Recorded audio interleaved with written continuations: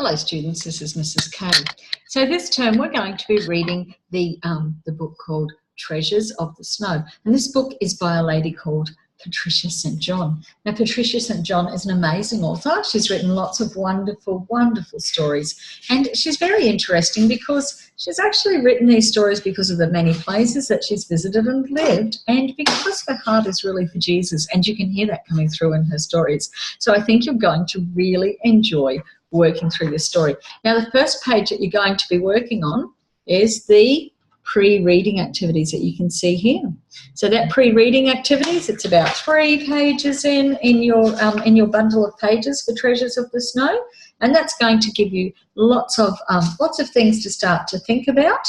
And so you'll also be able to read that background information about the author, and you'll be able to start to get an idea of what kinds of things this author might value, and see if those things come in her writing. So wouldn't it be great if instead of only knowing our writing strategies, if we also really understood what it is that matters, and we're able to communicate that in our writing as writers. So that'll be something for us to think about as we're doing our writing in our other activities. Okay, so I'm going to start by reading Treasures of the Snow, a note from the author. So, you know, sometimes at the front of a book, there's a bit of a note from the author to get us going.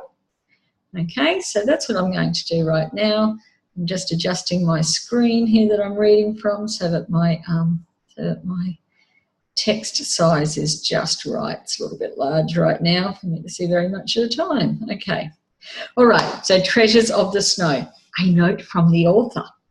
When I was a child of 7, I went to live in Switzerland. My home was a chalet on the mountain above the village where I have imagined Annette and Denny to live. So she was able to write about this village because she lived near this village once. So she was able to make a real live kind of a feeling to the book.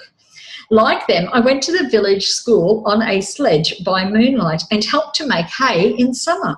I followed the cows up the mountain and I slept in the hay. I went to church on Christmas Eve to see the tree covered with oranges and gingerbread bears. I was taken to visit the doctor in the town up the valley.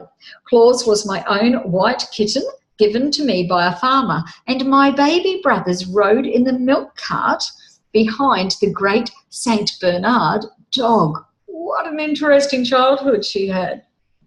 But all this was many years ago. Switzerland today is probably very different. I expect it would be impossible now for a child to miss school for any length of time. And no doubt the medical service has improved. Perhaps all little villages have their own doctors now. But I do know that today, as all those years ago, the little school and the church still stand. And the cowbells still tinkle in the valley, and the narcissi still scent the fields in May. And I hope that little children still sing carols under the tree at Christmas and love their gingerbread bears as much as I loved mine. I have not given the village its proper name because for the sake of the story I have added 1 or 2 things that are not really there. For instance, there is no town near that could be reached, except by the pass. But otherwise I have tried to keep it true to life. If ever you go to Switzerland and take an electric train up from Montreux, you will stop at a tiny station where hayfields surround the platform and high green hills rise up behind, dotted with chalets. To the right of the railway, the banks drop down into a foaming, rushing river, beyond which the mountains rise again. Between a long green mountain and a rocky pointed mountain, there lies a pass. If added to all this you see a low white school building not far from the station and a wooden church spire rising from behind a hillock, you will know that this is the village where this story was born. Okay, so that was the author's note. That's something we call it an author's note. We might call it a preface, P-R-E-F-A-C-E. So it's written as though it says preface, but we don't say preface, we say preface. And it's something that comes before the author jumps into the story. So it's a bit of an introduction for us. It gives us a bit of background information about writing the book most often, or perhaps about the context in which the book happened. So that's an author's note or a preface. And it's an interesting part of many, many books. Okay, so you're free now to do all of those, or you might have already done all of these introductory activities.